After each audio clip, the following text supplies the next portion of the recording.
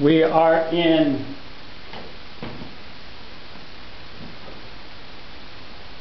the 9th chapter of Isaiah, and I would like for you to, I'm having 3 people to read. As you look at your text, I want Serena to read from the New American Standard, what is it? Or NIV? Yeah. The NIV. I'm going to have her to read from the NIV. The film says New American Standard. You have the New American Standard. I know there's 3 different translations. Okay. So let's listen carefully. We're going to listen to the same chapter. We will listen to the same chapter, 22 verses from 3 different translations. And as you look at look at the King James, let's look at what we see. So Serena, if you will, start out reading from the New American, from the NIV. Okay, you want me to read it all, right? Yes. Okay. Nevertheless, there will be no more gloom for those who were in distress. In the past, he humbled the land of Zebulun, and the land of Naphtali. But in the future, he will honor Galilee of the Gentiles by the way of the sea along the Jordan. The people walking in darkness have seen a great light. On those living in the land of the shadow of death, a light has dawned. You have enlarged the nation and increased their joy.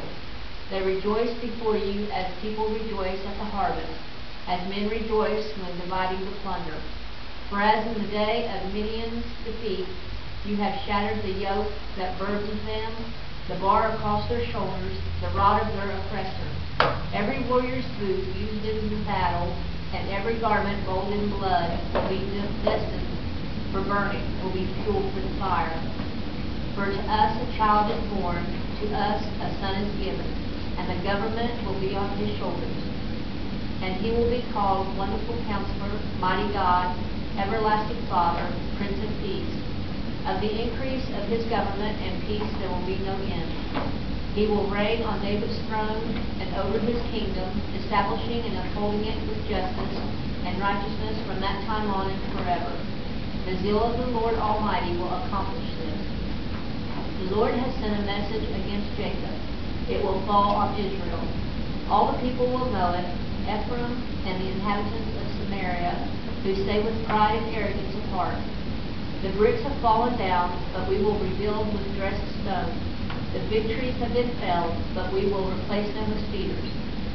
But the Lord has strengthened Rezin's foes against them and has spurred their enemies on. Arameans from the east and Philistines from the west have devoured Israel with open mouth. Yet for all this, his anger is not turned away. His hand is still upraised. But the people have not returned to him who struck them, nor have they sought the Lord Almighty. So the Lord will cut off from Israel both head and tail, both palm branch and reed in a single day. The elders and prominent men are the head. The prophets who teach lies are the tail. Those who guide his people mislead them, and those who are guided are led astray. Therefore the Lord will take no pleasure in the young men, nor will he pity the fatherless and widows. For everyone is ungodly and wicked, every mouth speaks violence. Yet for all this, his anger is not turned away, his hand is still upraised. Surely wickedness burns like a fire, it consumes briars and thorns, it sets the forest thickets ablaze, so that it rolls upward in a column of smoke. By the wrath of the Lord Almighty, the land will be scorched, and the people will be fuel for the fire. No one will spare his brother. On the right they will devour, but still be hungry. On the left they will eat, but not be satisfied. Each will feed on the flesh of his own offspring. Manasseh will feed on Ephraim on Manasseh. Together they will turn against Judah. Yet for all this, his anger is not turned away. His hand is still upraised. That's the NIV. All right, Bill, if you read from the New American Standard. But there will be no more gloom for her who was in anguish. In earlier times she treated the land of Zebulun and the land of Naphtali with contempt. but later on he shall make it glorious by the way of the sea on the other side of Jordan, Galilee of the Gentiles. The people who walk in darkness will see a great light. Who see those who live in a dark land, the light will shine on them. You shall multiply the nation. You shall increase their gladness. They will be glad in your presence, as with the gladness of harvest. And men rejoice when they divide the spoil. For you shall break the yoke of their burdens, and the staff on their shoulders, and the rod of their oppressors, as at the battle of Midian. For every boot of the booted warrior in the battle turbulent, and the cloak rolled in blood will be for burning, fuel for the fire. For a child will be born to us, a son will be given to us, and the government will rest on his shoulders, and his name shall be called Wonderful Counselor, Mighty God, Eternal Father, Prince of Peace. There will be no end to the increase of his government or of peace, on the throne of David or over his kingdom, to establish it and uphold it with justice and righteousness from then on and forever. The zeal of the Lord of hosts will accomplish this. The Lord sent a message against Jacob, and it falls on Israel, and all the people know it, that is Ephraim, and the inhabitants of Samaria, asserting in pride and in arrogance of heart. The bricks have fallen down, but we will rebuild with smooth stones. The synagogues have been cut down, but we will replace them with cedars.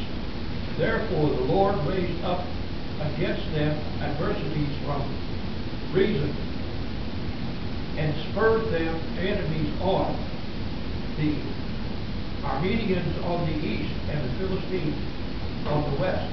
And they devour Israel with grasping jaws.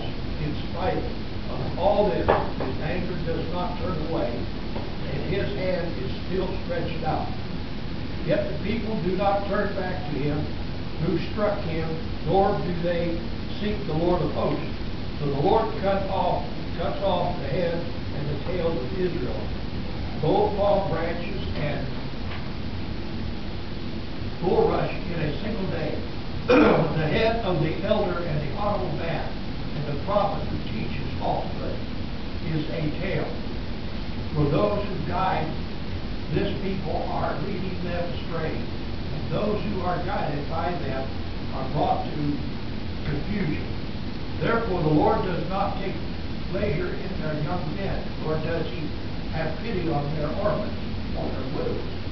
For every one of them is godless and an evildoer, and every mouth is speaking foolishness. In spite of all this, his anger does not turn away, and his hand is still stretched out. Wickedness burns like a fire. It consumes bears and briars and thorns. It even sets the thickest on the forest ablaze, and they roll upward in a column of smoke.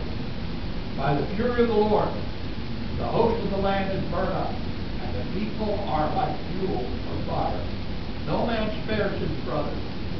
They slice off what is on the right hand, but still are hungry, and they eat what is on the left hand, but they are not satisfied. Each of them eat the flesh of his own heart. Manasseh devours Ephraim, and Ephraim Manasseh, and together they are against Judah. In spite of all of this, his anger does not turn away, and his hand is still stretched out. Thank you, Bill. Charity, you need to read that. And from her favorite is New Century Version. Yep. You know why I love this, don't you? You know what the name of it is? What? Now? What? This is actually the New International Children's Version of the Bible. Okay. It's made simple enough for a child like me to understand. Okay. I'm going to ask you to explain it after you finish reading. I'm going to ask you to explain what you just read. Okay. But suddenly there will be no more gloom for the land that suffered. In the past, God made the lands of Zebulun and Naphtali hang their heads in shame. But in the future, those lands will be made great.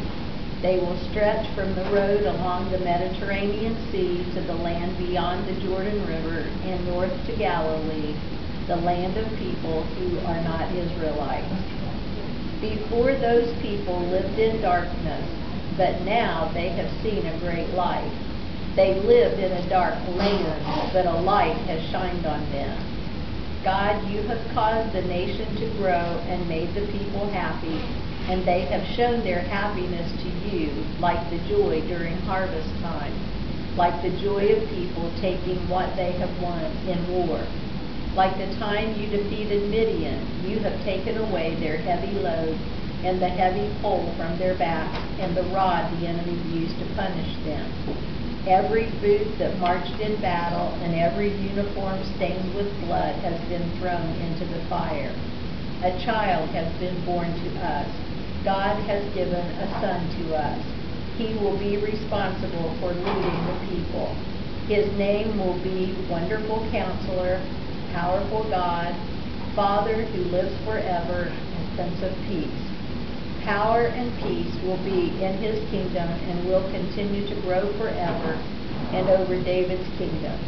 He will make it strong by ruling with justice and goodness from now on and forever because of his strong love for his people. The Lord sent a message against the people of Jacob. It says that God will judge Israel. Then everyone in Israel, even the leaders in Samaria, will know that God has sent it. Those people are proud and brag by saying, "These bricks have fallen, but we will build again with cut stones. These small trees have been chopped down, but we will put great cedars there." But the Lord has brought the enemies of reason against them. He has stirred up their enemies against them. The Arameans came from the east and the Philistines from the west, and they ate up Israel with their armies. But the Lord was still angry. His hand was still raised to punish the people. But the people did not return to the one who had struck them. They did not follow the Lord all-powerful. So the Lord cut off Israel's head and tail, taking away both the branch and stalk in one day. The older leaders and important men were the head, and the prophets who speak lies were the tail. Those who led the people led them in the wrong direction, and those who followed them were destroyed. So the Lord is not happy with the young people, nor will he show mercy to the orphans and widows.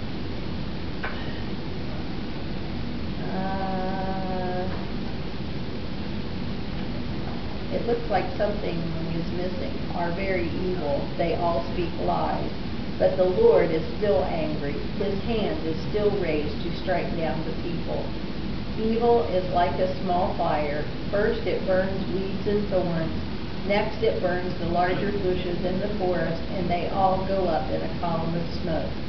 The Lord all-powerful is angry, so the land will be burned. The people are like fuel for the fire. No one will try to save his brother or sister. People will grab something on the right, but they will still be hungry. They will eat something on the left, but they will not be filled. Then they will each turn and eat their own children. The people of Manasseh will fight against the people of Ephraim, and Ephraim will fight against Manasseh. Then both of them will turn against Judah, but the Lord is still angry. His hand is still raised to strike down the people. There are another 10 versions. Would you like to hear those while we're up?